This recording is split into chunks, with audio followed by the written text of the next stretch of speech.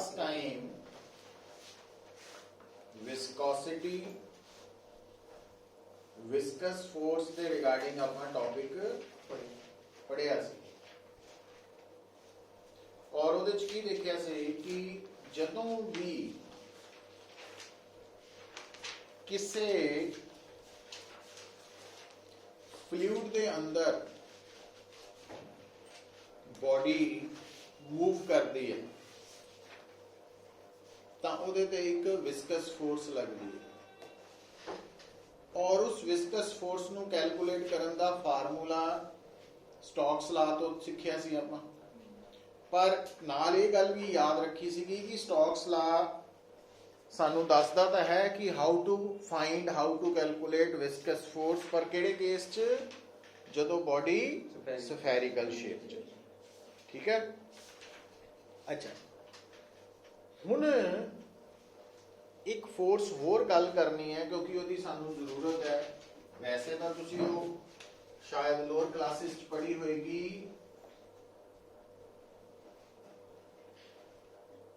Up thrust या बॉइंट force या इसमें बेटा कहते हैं buoyancy।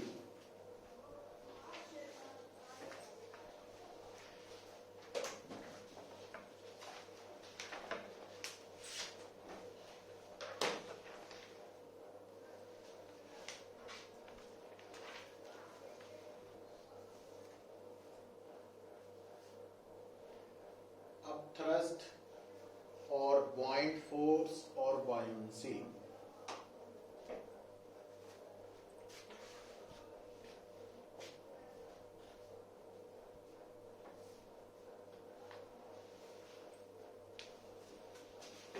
ਹੁਣ ਇਹ ਜਿਹੜੀ फोर्स है कि अगर मान लो थोड़े सामने एक बॉडी है और वो जी बॉडी है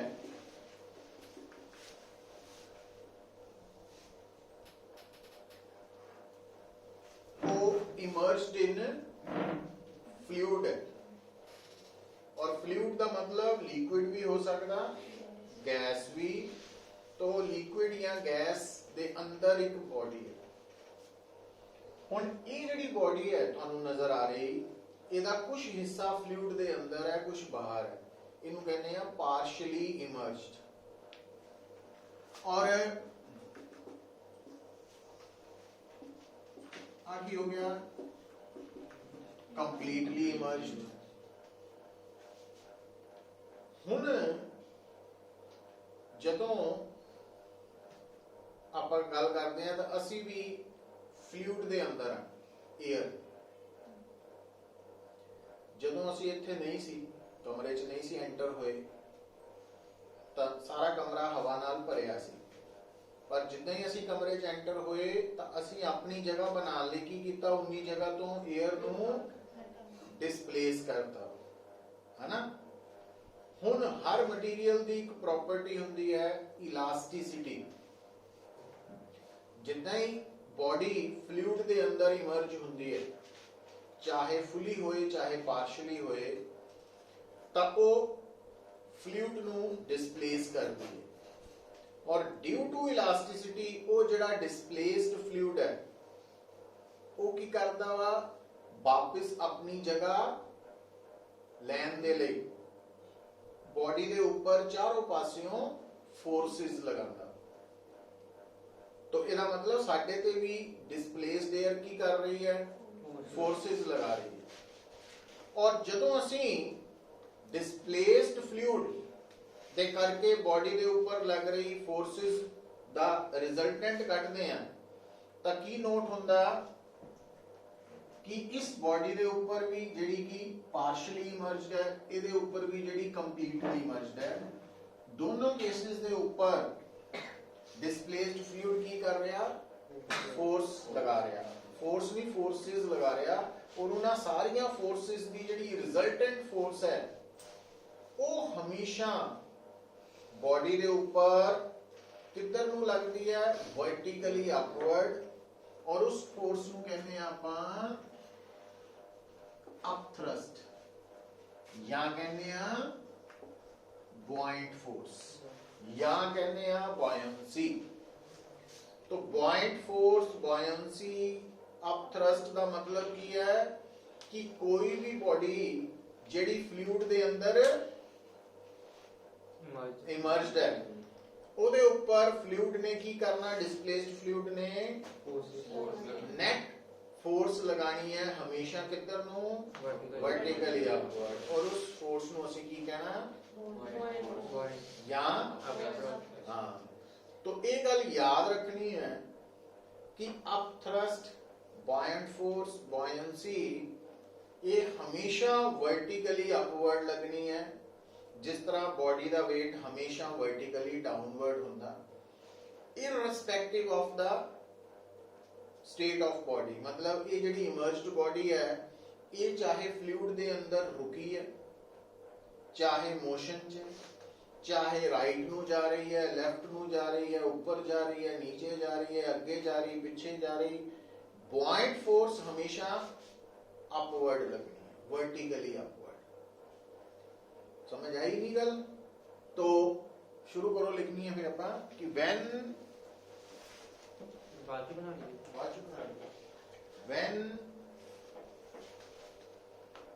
a body is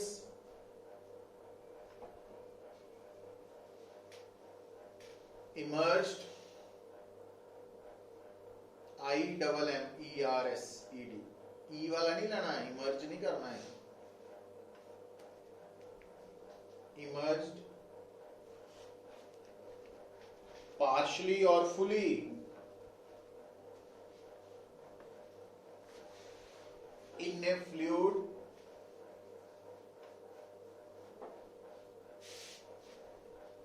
comma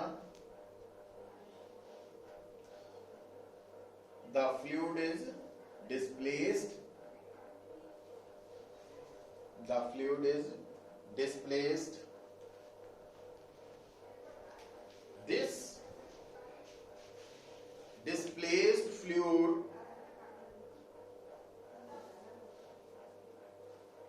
exerts net upward force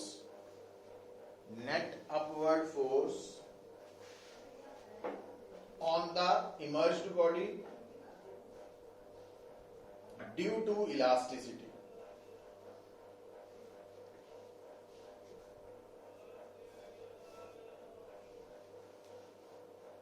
This force is called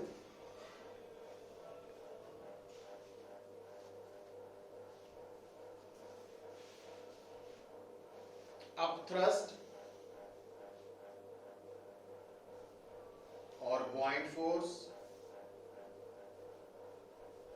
or buoyancy.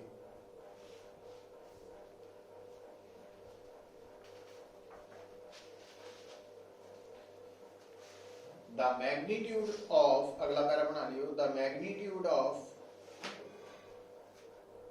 buoyant force is always equal to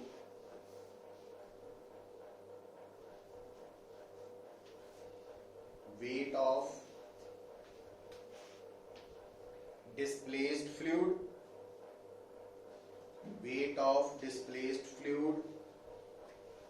and is calculated as follows.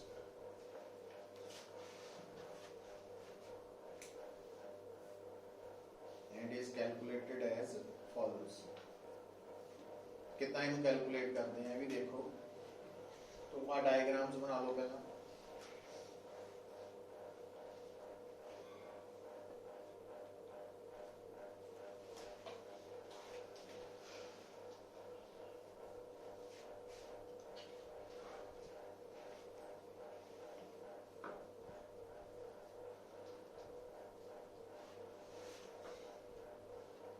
पहली डायग्राम च बॉडी पार्शली इमर्ज्ड है, दूसरी च completely है। जितना भी मर्जी शेप बना लो। स्फेरिकल बना लो, जिस तरह की मर्जी बनाओ, कोई फर्क नहीं। अच्छा, हुण ध्यान दियो पुत्र,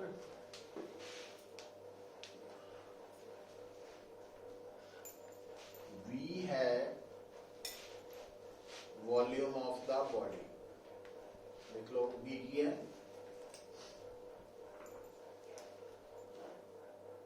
volume of the body, body दा वॉल्यूम।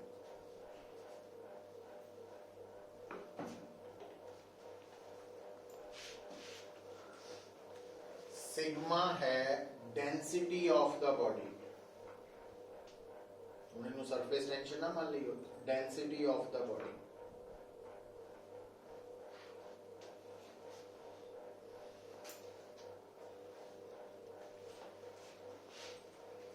रो है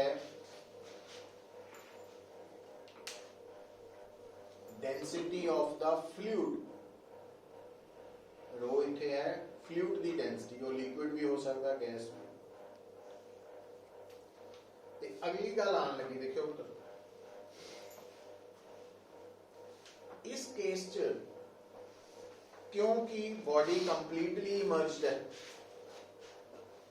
तो एदा मतलब जिन्नी जगह बॉडी ने घेरी हुई है, कितनी घेरी है जगह, उस जगह का वॉल्यूम बॉडी का वॉल्यूम है, उन्नी जगह तो फ्लूइड की हो चुका वा डिस्प्लेस, पर इथे इदा नहीं है।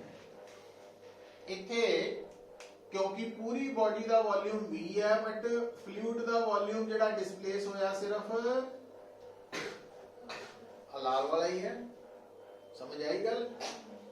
ये जेड़ा लाल वाला हिस्सा बॉडी का फ्लूइड दे अंदर है, तो इन्नी जगह तो उन्हें फ्लूइड नु की कीता, हाँ।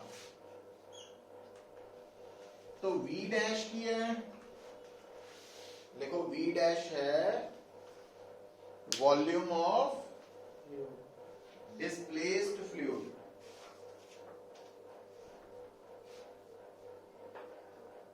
वॉल्यूम ऑफ डिस्प्लेस्ड फ्लूइड, है ना। पर आप याद ये रखना कि अगर बॉडी कंप्लीटली इमर्ज्ड है तो V डैश ते भी सेम ही है,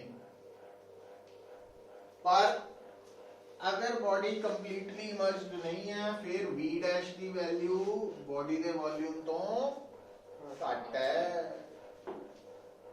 समझ गए? अच्छा, हुण इहदी लोड कित्थे पैनी, हुण लिखो buoyant force is equal to किहदे बराबर है,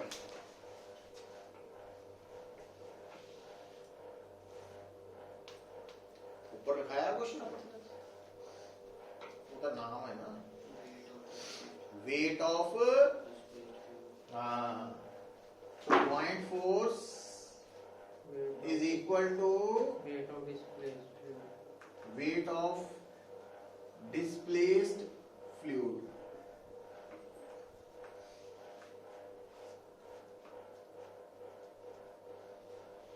हुण किसी भी बॉडी का वेट कितना हुंदा, m, हुण ये वेट किहदा सीगा, तो m की है मास ऑफ डिस्प्लेस्ड फ्लूइड, तो m का मतलब, अच्छा, किसी भी बॉडी का मास की हुंदा, डेंसिटी हुंदी मास ओवर वॉल्यूम, मास हो गया वॉल्यूम इनटू, तो m की लिखांगे डेंसिटी केदी लवांगे, फ्लूइड दी, रो, वॉल्यूम केदा लवांगे, डिस्प्लेस्ड फ्लूइड दा वॉल्यूम, ओदा सिंबल की है V डैश, हां। तो पॉइंट फोर्स कटन लई ਤੁਹਾਨੂੰ तीन चीज़ां ਕਿਹੜੀਆਂ ਚਾਹੀਦੀਆਂ, G, रो, V डैश। रो की है फ्लूइड, हां, ते V डैश जितना डिस्प्लेस होया, और V dash volume of displaced fluid भी कह सकते हैं, या volume of immersed part of the body, जिन्ना हिस्सा बॉडी का अंदर इमर्ज्ड है ਉਹਦਾ वॉल्यूम, वो दोनों चीज़ां बराबर है। तो ध्यान रखीदा इन्हां चीज़ां।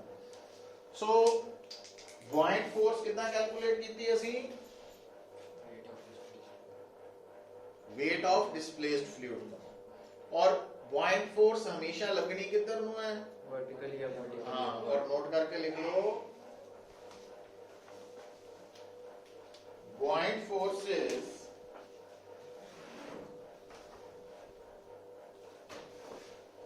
independent of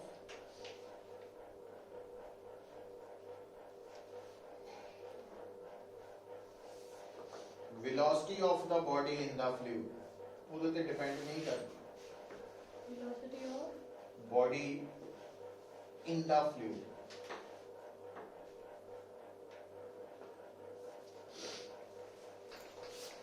तो वो सिर्फ तीन चीज़ों पे डिपेंड करती है buoyant force।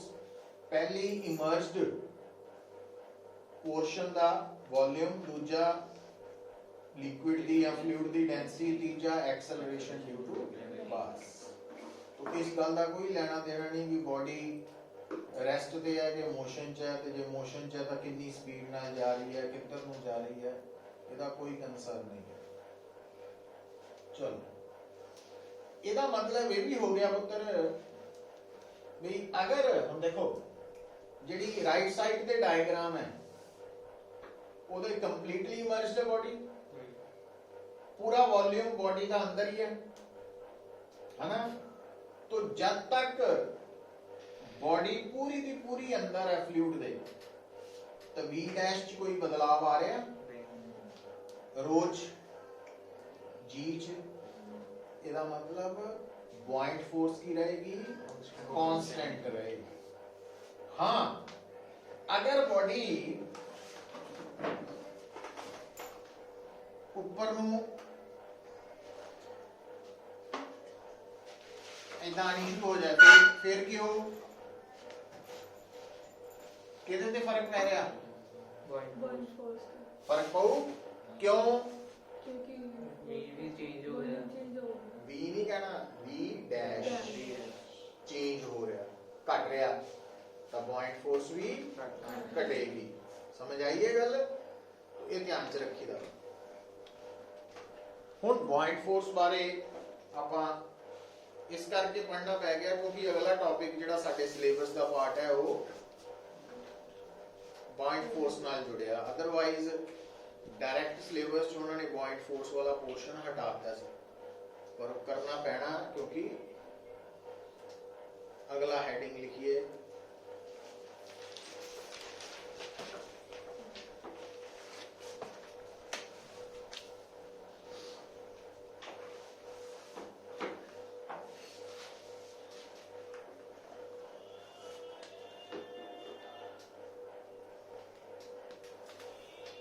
टर्मिनल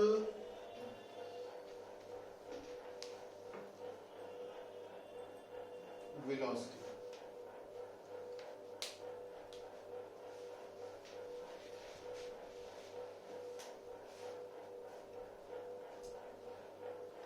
देखो हुण सानू पता लग चुका कि अगर कोई बॉडी फ्लूइड दे अंदर है, buoyant force लगनी लगनी, वेट भी लगना ही लगना, पर तीसरी फोर्स विस्कस फोर्स लगनी है कि नहीं लगनी, ਉਹਦਾ फैसला कई हत्थां च है, कई फैक्टर्स है। क्योंकि ਜਿਹੜਾ ना फ्लूइड है ਉਹਦੀ डेंसिटी होनी पर फ्लूइड दो तरह का हो सकता, एक किताबां दे विच non viscous fluid. Non viscous fluid का मतलब है ਉਹਦਾ कोएफिशिएंट ऑफ विस्कोसिटी 0 है, तो एक है विस्कस फ्लूइड जिहदी विस्कोसिटी है। हुण जदों आपां कोई भी प्रॉब्लम, कोई भी न्यूमेरिकल कंसैप्चुअल प्रॉब्लम च पढ़ते हैं कि जिहड़ा लिक्विड है या गैस है या फ्लूइड है वो नॉन विस्कस है, ਇਹਦਾ ਮਤਲਬ ਮੈਸੇਜ ਪਹੁੰਚ ਜਾਣਾ ਚਾਹੀਦਾ ਵੀ ਇਹ ਉਹ ਫਲੂਇਡ ਹੈ ਜਿਹਦਾ ਕੋਫੀਸ਼ੀਐਂਟ ਆਫ ਵਿਸਕੋਸਿਟੀ 0 ਹੈ। ਜਿੱਥੇ ਕੋਫੀਸ਼ੀਐਂਟ ਆਫ ਵਿਸਕੋਸਿਟੀ 0 ਹੈ ਉੱਥੇ ਵਿਸਕਸ ਫੋਰਸ ਨਹੀਂ ਲੱਗਣੀ, ਕਿਉਂਕਿ ਵਿਸਕਸ ਫੋਰਸ ਕੱਢਣ ਦੇ ਲਈ ਕੋਫੀਸ਼ੀਐਂਟ ਆਫ ਵਿਸਕੋਸਿਟੀ ਯੂਜ਼ ਹੁੰਦਾ। ਤੋ ਇਹ ਗੱਲ ਭੁੱਲਣੀ ਨਹੀਂ ਹੈ। ਪਰ ਜਿੱਥੇ ਵਿਸਕਸ ਮੀਡੀਅਮ ਹੈ ਉੱਥੇ ਵਿਸਕਸ ਫੋਰਸ ਲੱਗ ਵੀ ਸਕਦੀ ਹੈ, ਨਹੀਂ ਵੀ ਲੱਗ ਸਕਦੀ। ਹੁਣ ਇਹ ਦੋ ਗੱਲਾਂ ਮੈਂ ਕਿਉਂ ਕਹਿ ਰਿਹਾ, ਕਿਉਂਕਿ ਪਹਿਲੀ ਗੱਲ ਸਾਡੇ ਕੇਸ 'ਚ ਜਿਹੜੀ ਵੀ ਬੋਡੀ ਹੋਣੀ ਹੈ ਉਹ ਸਫੈਰੀਕਲੀ ਹੋਣੀ ਹੈ, ਔਰ ਸਫੈਰੀਕਲ ਬੋਡੀ ਹੋਣ ਦਾ ਮਤਲਬ ਹੈ ਉਹਦੇ ਤੇ ਵਿਸਕਸ ਫੋਰਸ ਕੱਢਣ ਦਾ ਫਾਰਮੂਲਾ ਕਿਹੜਾ ਆਣਾ, ਸਟੋਕਸ ਲਾ ਵਾਲਾ 6 ਪਾਈ ਈਟਾ ਆਰ ਵੀ। ਹੁਣ V ਜਿਹੜਾ ਵਾ ਉਹ ਕੀ ਹੈ, ਬੋਡੀ ਦੀ। ਜੇ ਮੈਨੂੰ ਕੋਈ ਕਵੇ ਕਿ ਇੱਕ ਮੀਡੀਅਮ ਹੈ ਵਿਸਕਸ ਮੀਡੀਅਮ ਔਰ ਉਹਦੇ ਅੰਦਰ ਬੋਡੀ ਰੈਸਟ ਤੇ ਹੈ, ਫਿਰ ਕੀ ਮਤਲਬ, V0 ਮਤਲਬ ਵਿਸਕਸ ਫੋਰਸ 0। ਔਰ ਇਹ ਸਟੋਕਸ ਲਾ ਵੀ ਦੱਸ ਰਿਹਾ ਕਿ ਵਿਸਕਸ ਮੀਡੀਅਮ ਚ ਸਫੈਰੀਕਲ ਬੋਡੀ ਜਿੰਨੀ ਤੇਜ਼ ਹੋਏਗੀ, ਸਪੀਡ ਜ਼ਿਆਦਾ ਵਾਲੀ ਹੋਏਗੀ, ਵਿਸਕਸ ਫੋਰਸ ਵੀ ਜ਼ਿਆਦਾ ਹੋਏਗੀ। ਅਗਲੀ ਗੱਲ ਇਹ ਵੀ ਪਤਾ ਹੋਣੀ ਚਾਹੀਦੀ ਹੈ ਕਿ ਜਿਹੜੀ ਸਟੋਕਸ ਲਾ ਦੇ ਵਿੱਚ ਵਿਸਕਸ ਫੋਰਸ ਲੱਗਦੀ ਹੈ, ਉਸ ਵਿਸਕਸ ਫੋਰਸ ਦੀ ਡਾਇਰੈਕਸ਼ਨ ਹਮੇਸ਼ਾ ਜਿੱਧਰ ਨੂੰ ਬੋਡੀ ਮੂਵ ਕਰਦੀ ਹੈ ਵੈਲੋਸਿਟੀ ਦੇ ਆਪੋਜ਼ਿਟ ਲੱਗਣੀ ਹੈ। ਤਾਂ ਇਹ ਕੁਝ ਗੱਲਾਂ ਵਾ ਜਿਹੜੀਆਂ ਕਿ ਟਰਮੀਨਲ ਵੈਲੋਸਿਟੀ ਲਈ ਜ਼ਰੂਰੀ ਹੈ। ਹੁਣ ਟਰਮੀਨਲ ਵੈਲੋਸਿਟੀ ਹੈ ਕਿ, ਤਾਂ ਉੱਥੇ ਤੱਕ ਪਹੁੰਚਣ ਤੋਂ ਪਹਿਲਾਂ ਆ ਮੈਂ ਤੁਹਾਡੇ ਸਾਹਮਣੇ ਪੁੱਤਰ ਸ਼ੋ ਕਰ ਦੇਣਾ ਵਾ। ਮੰਨ ਲਓ ਆ ਸਾਡਾ ਕਿਹੜਾ ਮੀਡੀਅਮ ਹੈ,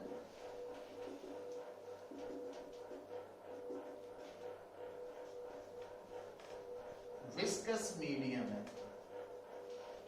तो विस्कस मीडियम गैस भी हो सकता, लिक्विड भी हो सकता। और ईटा की है इसका कोफिशिएंट ऑफ, ते रो की है इसकी डेंसिटी। ठीक है, हुण देखियो, मान लो असी की कीता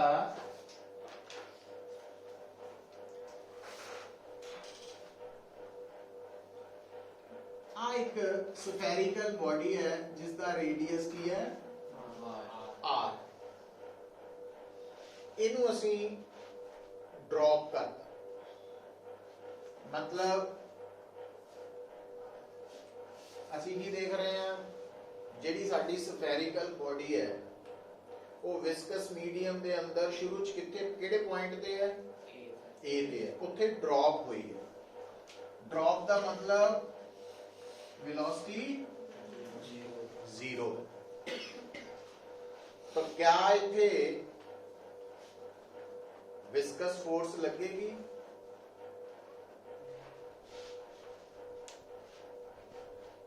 बोलो क्यों नहीं, केड़े फार्मूले तो सोचा नहीं लगेगी, आर वी वो वाले तो सोचा, वी तो 0 ही है तो फोर्स है नहीं। अच्छा वेट लगेगा, लगेगा, तो आप ला देने हैं वेट, फोर्स जी वेट है वो लगेगी, लगेगी। पॉइंट फोर्स लगेगी किधर नूं,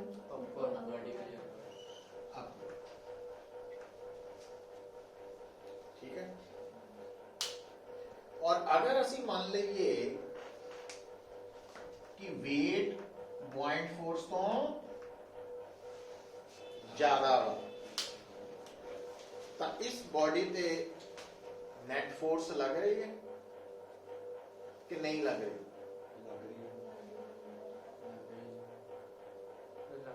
क्यों, वेट ज्यादा हो, तो नेट फोर्स कितना कड्डी दी है, जिन्नियां फोर्सेस लग रही हैं उन्हां दा वेक्टर सम लईदा है ना। और इत्थे कितनियां लग रही हैं, दो। ਜਿਹੜੀਆਂ दो फोर्सेस है ये दोनों दा मैग्नीट्यूड अलग है, डायरेक्शंस ऑपोजिट है।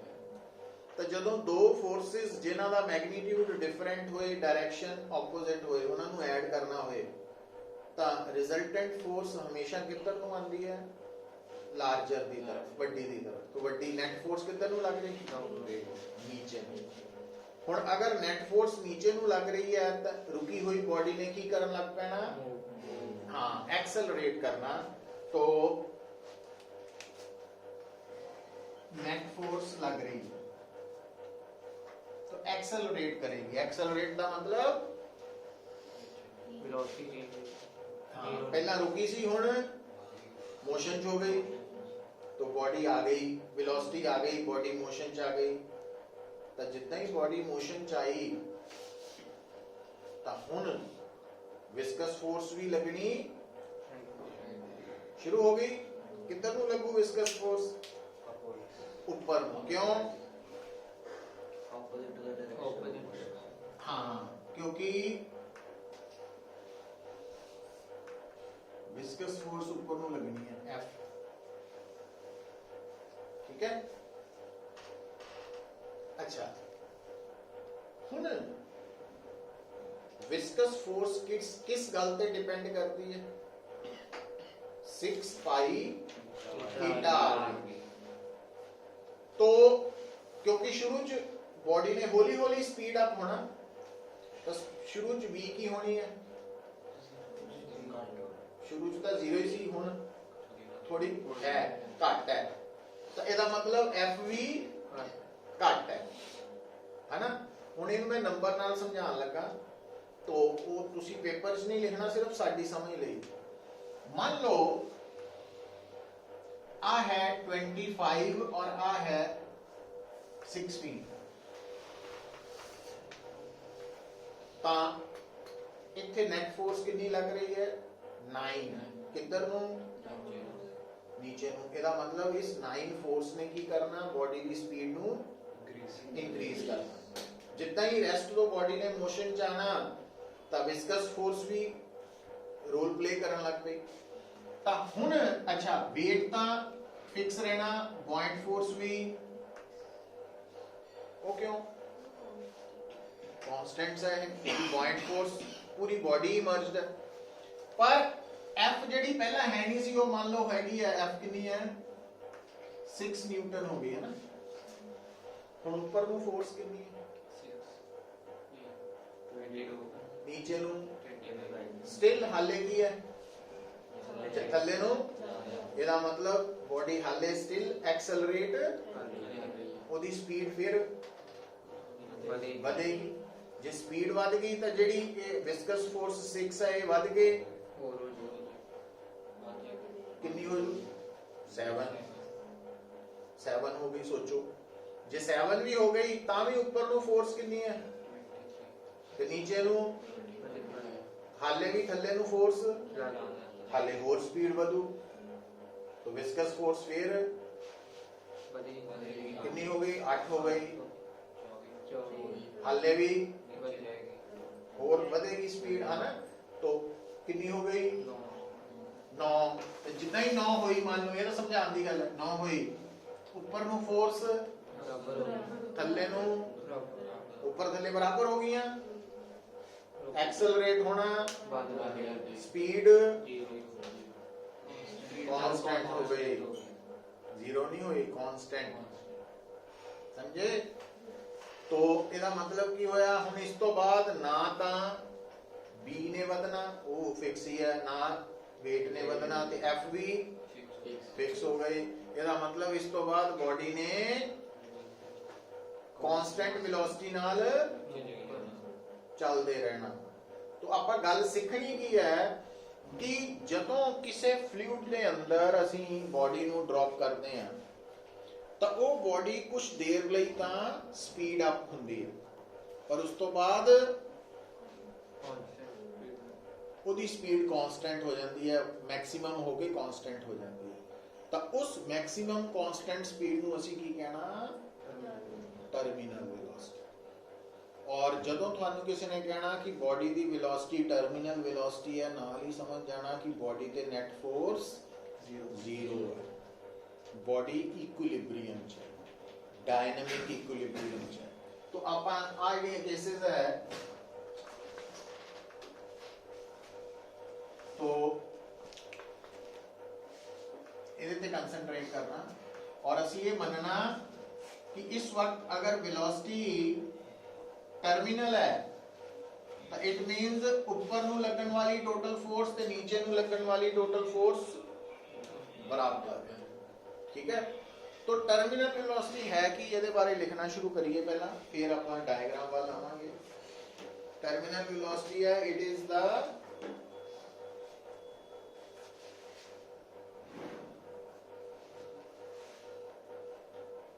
Maximum and constant velocity attained by body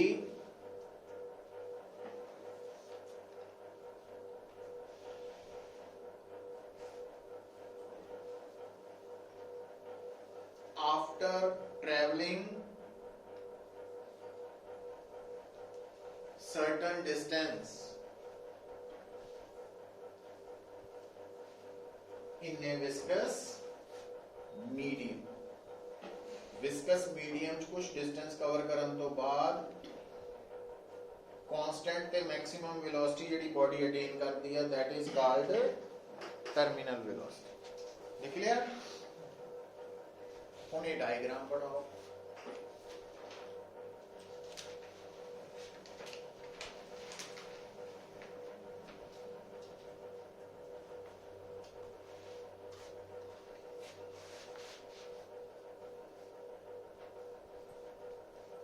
तो आप केड़ी बॉडी कंसीडर की? स्फेरिकल। रेडियस कितना इसका? आर। जिस फ्लूइड च ट्रैवल कर रही है उस फ्लूइड की डेंसिटी रो है, कोएफिशिएंट ऑफ विस्कोसिटी ईटा वा, ते इस बॉडी का अपना अपनी डेंसिटी सिग्मा लिख लो। सिग्मा की है? बॉडी की डेंसिटी, स्फेरिकल बॉडी की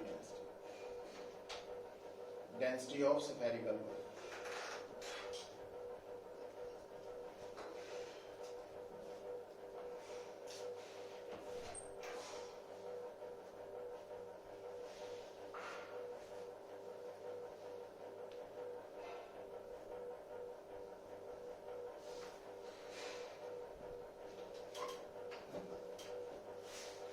ठीक है, तो साडा सारा ध्यान इत्थे रखना क्योंकि इत्थे वेलोसिटी टर्मिनल हो गई है।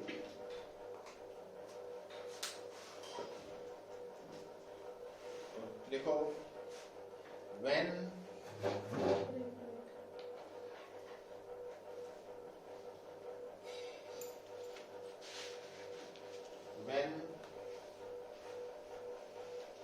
body is moving with terminal velocity,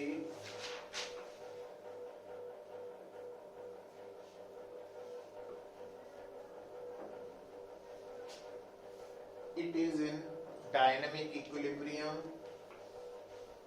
it is in dynamic equilibrium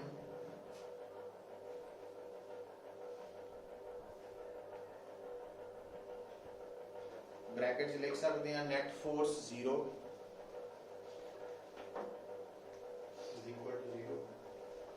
ਹੁਣ ਤੁਸੀਂ ਦੇਖੋ नेट फोर्स ਕਿਹੜੀ ਹੈ ਇੱਥੇ ਧਿਆਨ ਦਿਓ ਥੱਲੇ ਨੂੰ W ਉੱਪਰ ਨੂੰ F plus B ये बराबर इक्वेट कर लिया है ना। तो F is equal to लिख सकते हैं अच्छा पहला W वाला थोड़ा या सोच लीजिए वेट की होता mg m की हो वॉल्यूम टू डेंसिटी m की हो ये वेट केदा वा फ्लूइड दा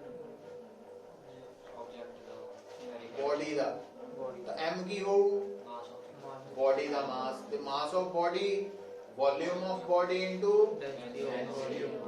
ਬੋਡੀ ਕਿਹੜੀ ਸ਼ੇਪ 'ਚ ਹੈ Spherical. ਸੋ ਫਿਗਰ ਦਾ ਵੋਲਿਊਮ ਕੀ ਹੁੰਦਾ 4/3 ਤੇ ਬੋਡੀ ਦੀ ਡੈਂਸਿਟੀ ਕਿੰਨੀ ਲਈ sigma. ਮਾਈਨਸ ਪੁਆਇੰਟ ਫੋਰਸ ਕੀ ਹੁੰਦੀ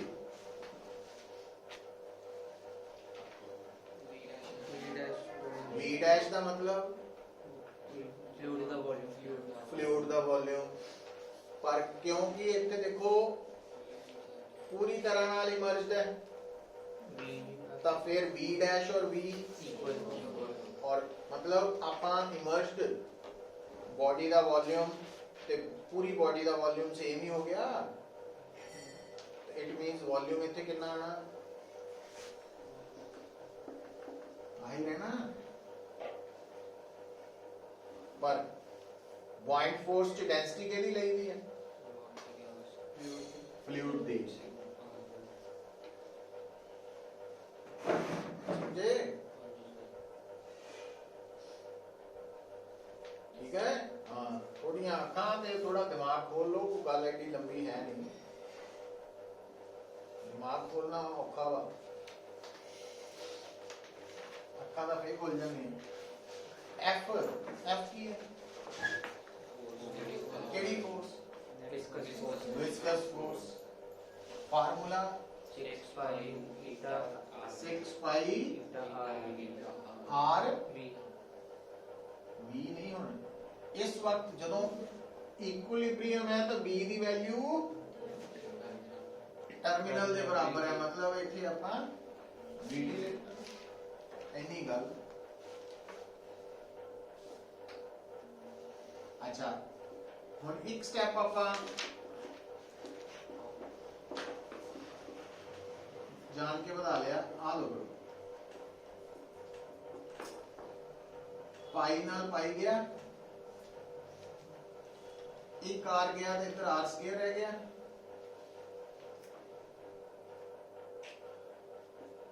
इधर 2 है तो इधर तो VT की वैल्यू आ गई 2/9 आर स्क्वायर और आ ईटा थले आ गया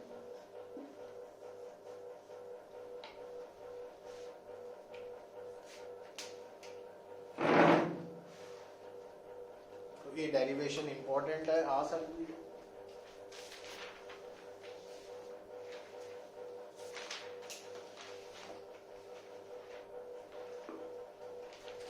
तो अगर किसी भी फ्लूइड के अंदर असी किसी बॉडी नू ड्रॉप करते हैं तो कुछ डिस्टेंस कवर करने तो बाद उस बॉडी ने कांस्टेंट वेलोसिटी नाल मूव करना शुरू कर देना जबकि स्टार्टिंग जो दी स्पीड लगातार की हो रही सी वध रही सी पर उस तो कुछ देर बाद ओदी स्पीड कांस्टेंट हो जानी और उस तो बाद उतना ही कंटिन्यू करना तो उस मैक्सिमम कांस्टेंट स्पीड नु ਅਸੀਂ ਕੀ ਬੁਲਾਉਂਦੇ ਆ टर्मिनल वेलोसिटी और ਕੱਢਣ ਦਾ ਫਾਰਮੂਲਾ ਆਇਆ ਹੁਣ ਇਹ ਅਸੀਂ ਅਪਲਾਈ ਕਿਸੇ ਲਈ ਵੀ ਕਰ ਸਕਦੇ ਹਾਂ ਜਿੱਦਾਂ ਦੇਖੋ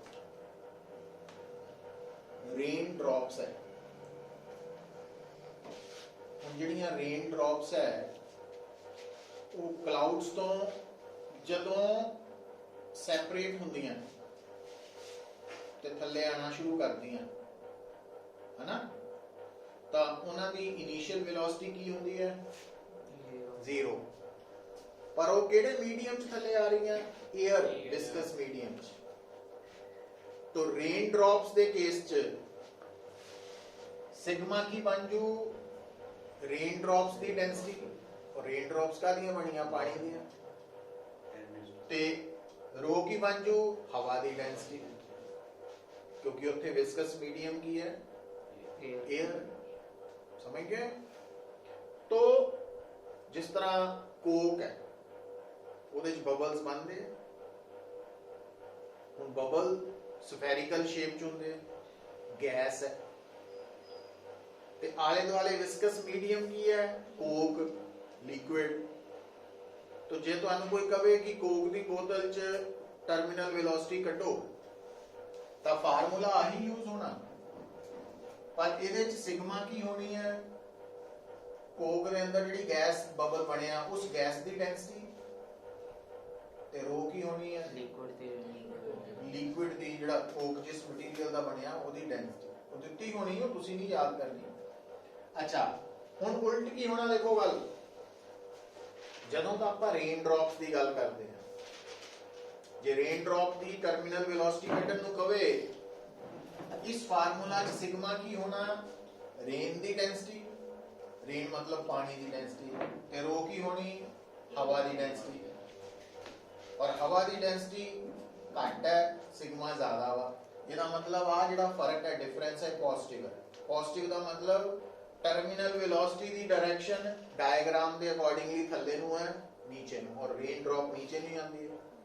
ਪਰ ਗੈਸ ਬਬਲ ਦੇ ਕੇਸ 'ਚ, ਕੋਕ ਵਾਲੇ ਕੇਸ 'ਚ ਕੀ ਹੋਣਾ, ਸਿਗਮਾ ਕੀ ਹੈ, ਗੈਸ ਬਬਲ ਦੀ ਡੈਂਸਿਟੀ, ਗੈਸ ਦੀ ਡੈਂਸਿਟੀ, ਤੇ ਰੋ ਲਿਕੁਇਡ ਦੀ ਡੈਂਸਿਟੀ ਅੰਡਰਸਟੂਡ ਹੈ, ਜ਼ਿਆਦਾ ਵਾ, ਹਨਾ। ਇਹਦਾ ਮਤਲਬ ਆ ਟਰਮ ਕੀ ਹੋ ਜਾਣੀ, ਨੈਗੇਟਿਵ। ਨੈਗੇਟਿਵ ਦਾ ਮਤਲਬ ਹੈ ਕਿ ਬਬਲ ਉੱਪਰ ਨੂੰ ਜਾਏਗਾ ਔਰ ਉਹ ਜਾਂਦਾ ਵੀ ਹੈ।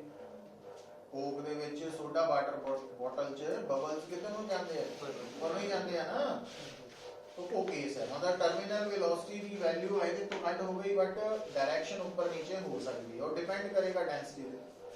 अच्छा ਹੋਰ ਇੰਟਰਸਟਿੰਗ ਗੱਲ ਦੇਖੋ ਪੁੱਤਰ, ਕਿ ਇਹ ਬੋਡੀ ਨੇ ਟਰਮੀਨਲ ਵੈਲੋਸਿਟੀ ਐਕਵਾਇਰ ਕਿਉਂ ਕੀਤੀ, ਉਹਦਾ ਜਵਾਬ ਹੈ ਵਿਸਕੋਸਿਟੀ ਕਰਕੇ। ਅਗਰ ਮੰਨ ਲਓ ਤੁਹਾਡਾ ਇਹ ਜਿਹੜਾ ਮੀਡੀਅਮ ਹੈ ਨॉन ਵਿਸਕਸ ਹੁੰਦਾ, नॉन विस्कस ਦਾ ਮਤਲਬ एयर ਤੇ ਵਾਟਰ, ਵਿਸਕਸ ਫੋਰਸ ਲੱਗਣੀ ਨਹੀਂ ਸੀ, ਜਦੋਂ F ਲੱਗਣੀ ਨਹੀਂ ਹੈ ਤਾਂ ਇਕੁਇਲਿਬ੍ਰੀਅਮ ਅਟੇਨ ਹੀ ਨਹੀਂ ਹੋਣਾ, ਅਚੀਵ ਹੀ ਨਹੀਂ ਹੋਣਾ, ਆਣਾ ਹੀ ਨਹੀਂ। ਮਤਲਬ ਬੋਡੀ ਨੇ ਲਗਾਤਾਰ ਐਕਸਲਰੇਟ ਕਰੀ ਜਾਣਾ, ਸਪੀਡ ਅਪ ਹੀ ਕਰੀ ਜਾਣਾ, ਐਕਸਲਰੇਟ ਹੀ ਕਰੀ ਜਾਣਾ, ਸਮਝ ਗਏ। ਹੁਣ ਜਿਹੜੀ ਨੇਚਰ ਹੈ, ਠੀਕ ਹੈ, तो ਉਹਦੇ ਵਿੱਚ ਆਪਣੇ ਨਾਲ ਜੋੜ ਕੇ ਦੇਖੀਏ ਗੱਲ, ਕਿ ਆਪਾਂ ਲੋਕ ਬਾਰਿਸ਼ ਦੇ ਵਿੱਚ ਬਾਹਰ ਨਿਕਲ ਸਕਦੇ ਹਾਂ, ਨਿਕਲ ਸਕਦੇ ਕਿ ਨਹੀਂ, ਇਹਨੂੰ ਪਾਣੀ ਤੋਂ ਡਰ ਲੱਗਦਾ, ਉਹ ਨਹੀਂ ਨਿਕਲਦਾ, ਅਦਰਵਾਈਜ਼ ਇੰਜੋਏ ਕਰਦੇ ਹੀ ਆਪਾਂ, ਭਿੱਜਦੇ ਵੀ ਆ, ਹਨਾ। ਪਰ ਜੇ ਥੋੜੀ ਦੇਰ ਲਈ ਅਜ਼ਿਊਮ ਕਰੋ, ਮੰਨ ਲਓ ਇੱਕ ਦਿਨ ਮੀਂਹ ਪੈ ਰਿਹਾ ਹਨਾ, ਤੇ ਅਸੀਂ ਬਾਰਿਸ਼ 'ਚ ਭਿੱਜ ਗਏ, ਪਰ ਅਗਲੇ ਦਿਨ ਕੀ ਹੋਇਆ, ਅਗਲੇ ਦਿਨ ਹੋ ਗਿਆ ਕਿ ਜਿਹੜੀ ਹਵਾ ਵਿਸਕਸ ਮੀਡੀਅਮ ਹੈ, ਮੰਨ ਲਓ ਕਿਸੇ ਕਾਰਨ ਕਰਕੇ ਨॉन ਵਿਸਕਸ ਹੋ ਗਈ,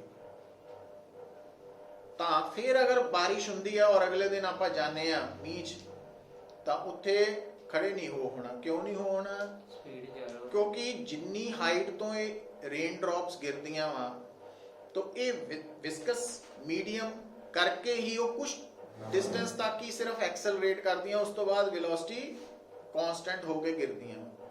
ਪਰ ਜਿੱਦਨ ਨॉन ਵਿਸਕਸ ਹੋ ਗਈ ਹਵਾ, ਤਾਂ ਉਹਨਾਂ ਨੇ ਲਗਾਤਾਰ ਐਕਸਲਰੇਟ ਕਰਨਾ, ਮਤਲਬ ਜਿੰਨੀ ਹਾਈਟ ਤੋਂ ਰੇਨ ਡ੍ਰੌਪਸ ਗਿਰ ਰਹੀਆਂ, ਤਾਂ ਉਨੀ ਹਾਈਟ ਤੋਂ ਨॉन ਵਿਸਕਸ ਮੀਡੀਅਮ 'ਚ ਅਗਰ ਉਹ ਆ ਕੇ ਸਾਡੇ ਨਾਲ ਟਕਰਾਣ, ਤਾਂ ਉਹਨਾਂ ਦਾ ਇੰਪੈਕਟ ਉਹੀ ਹੋਣਾ ਜਿੱਦਾਂ ਇੱਕ ਬੁਲਟ ਦਾ, ਮਤਲਬ ਬੋਡੀ ਜੋ ਆਰ ਪਾਰ ਹੋ ਜਾਣੀ ਹੈ, ਐਡੀ ਤੇਜ਼ੀ ਨਾਲ ਉਹਨਾਂ ਨੇ ਟਕਰਾਣਾ। ਤਾਂ ਮਤਲਬ ਨੇਚਰ ਦੇ ਵਿੱਚ ਇਹ ਵਿਸਕੋਸਿਟੀ ਹੈ ਜਿਹੜੀ ਕਈ ਜਗ੍ਹਾ ਤੇ ਸਾਨੂੰ ਫਾਇਦਾ ਦੇ ਰਹੀ ਹੈ, ਹਨਾ। ਦੂਸਰੀ ਗੱਲ ਇੱਧਰ ਆਓ, ਜਿਹੜੀ ਟਰਮੀਨਲ ਵੈਲੋਸਿਟੀ ਹੈ ਉਹ ਡਿਪੈਂਡ ਕਰਦੀ ਹੈ रेडियस ਤੇ, ਕਿਦਾਂ, directly proportional to square of radius, मतलब इस स्फेरिकल बॉडी ਦਾ ਜਿੰਨਾ रेडियस ਜ਼ਿਆਦਾ ਹੋਏਗਾ, ਉਹਦੀ ਟਰਮੀਨਲ ਵੈਲੋਸਿਟੀ ਵੀ ਉਨੀ, ਔਰ ਕਾਈਨੈਟਿਕ એનર્ਜੀ ਵੀ ਉਸਦੀ ਜ਼ਿਆਦਾ ਹੋਏਗੀ। ਹੁਣ ਇਸ ਗੱਲ ਨੂੰ ਤੁਸੀਂ ਕਈ ਵਾਰ ਦੇਖਦੇ ਆ, ਸੁਣਦੇ ਨਹੀਂ, ਸਮਝਦੇ ਵੀ ਆ, ਦੇਖਦੇ ਵੀ ਆ, ਕਿ ਅੰਦਰ ਅਸੀਂ ਬੈਠੇ ਆ ਘਰ 'ਚ, ਬਾਰਿਸ਼ ਹੋਣੀ ਸ਼ੁਰੂ ਹੋ ਗਈ, पर कई बार पता ही नहीं लगता भी बारिश हो रही है, मतलब अंदर नॉर्मल माहौल है, शांत है, पर सानू बाहर आके पता लगा बारिश हो रही है। पर कई बार बारिश शुरू होंदे ही आवाज़ां आनियां शुरू हो जांदियां टिक टिक दी। वो फर्क समझो, ਜਦੋਂ ਤਾਂ रेन ड्रॉप्स ਹੋਣਗੀਆਂ ਮੋਟੀਆਂ ਵੱਡੀਆਂ ਵੱਡੇ ਸਾਈਜ਼ ਦੇ, ਤਾਂ ਉਹਨਾਂ ਦੀ ਟਰਮੀਨਲ ਵੈਲੋਸਿਟੀ ਕੀ ਹੋਏਗੀ? ਜ਼ਿਆਦਾ।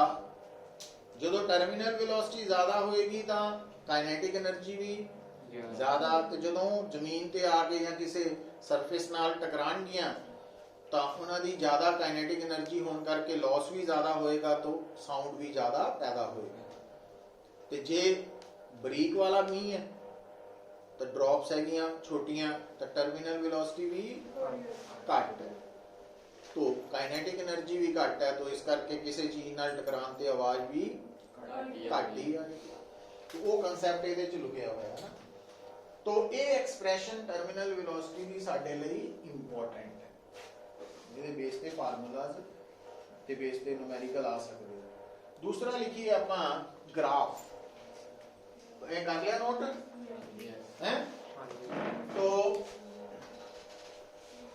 आ ले ये, अगर थानू कोई कहे कि टर्मिनल वेलोसिटी ते डिस्टेंस दा ग्राफ दसो, तो जितना जितना ड्रॉप नीचे नु आ रही है डिस्टेंस कवर्ड की हो रहा? इंक्रीज। टर्मिनल वेलोसिटी कुछ देर तक तो बढ़ रही है, पर उस तो बाद हाँ ये ग्राफ इदा दा ना कुछ कांस्टेंट हो गई।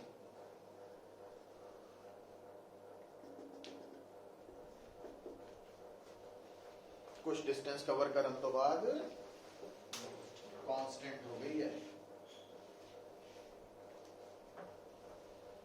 थोड़ा जा इथों ये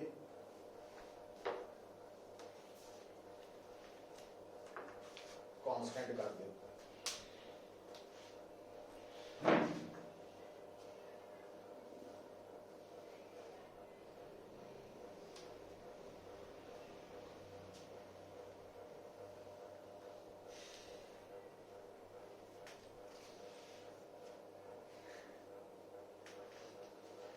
इंपॉर्टेंट आर्टिकल है,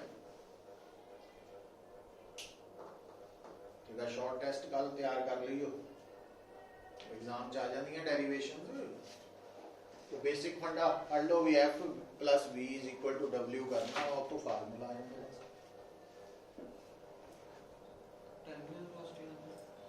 पहला टर्मिनल वेलोसिटी का कल आंदे ही short test they Leo,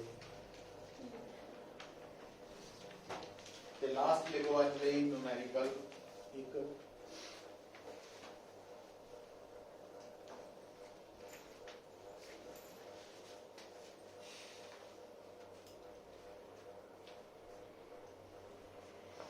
terminal velocity of a raindrop of radius small r is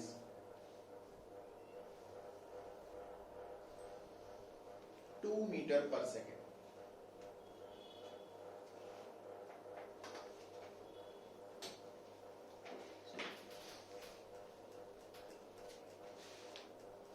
Find the terminal velocity of a drop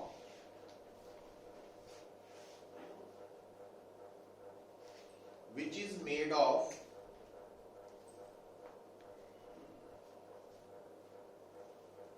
8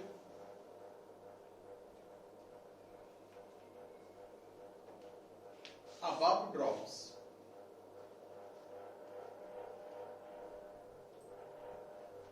Above such drops कर लो, above such drops, such drops मतलब ਆਪਾਂ ਕਿਹਦੀ terminal velocity ਕੱਢਣੀ ਹੈ? ਉਸ drop ਦੀ ਜਿਹੜੀ r radius ਵਾਲੀਆਂ 8 drop ਨੂੰ ਮਿਲਾ ਕੇ ਬਣੀ ਹੈ, ਉਹਦੀ ਕੱਢਣੀ। ਕਿੱਦਾਂ ਕਰਾਂਗੇ?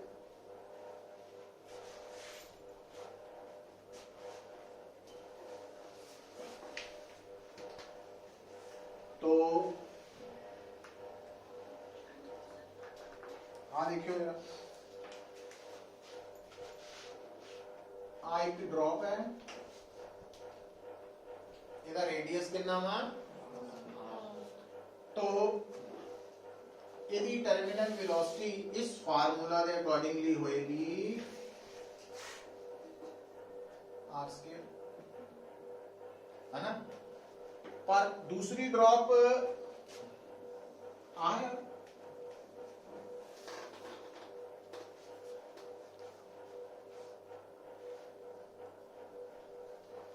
तो यदि टर्मिनल वेलोसिटी होएगी r स्क्वायर, की करिए रेशियो ले लिए,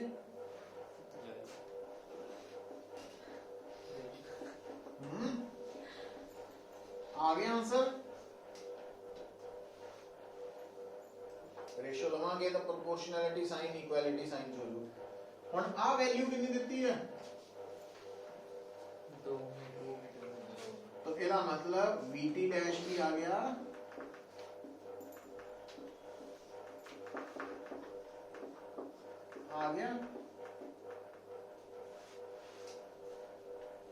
आंसर। हले गल खत्म नहीं हुई इत्थे। क्या थानू वड्डी ड्रॉप दा रेडियस दिता वा? नहीं, पर वड्डी ड्रॉप छोटियां 8 ड्रॉप्स नू मिला के बनी है। ਇਹਦਾ है वॉल्यूम सेम है, इसका वॉल्यूम ते 8 छोटियां ड्रॉप्स का वॉल्यूम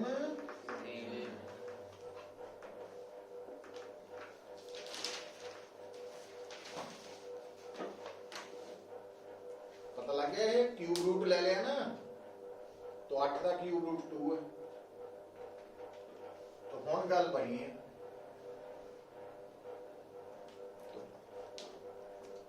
देखो तो कैपिटल आर की वैल्यू इत्थे पुट करो, तो वीटी डैश कितना आ गया 8 मीटर पर सेकेंड।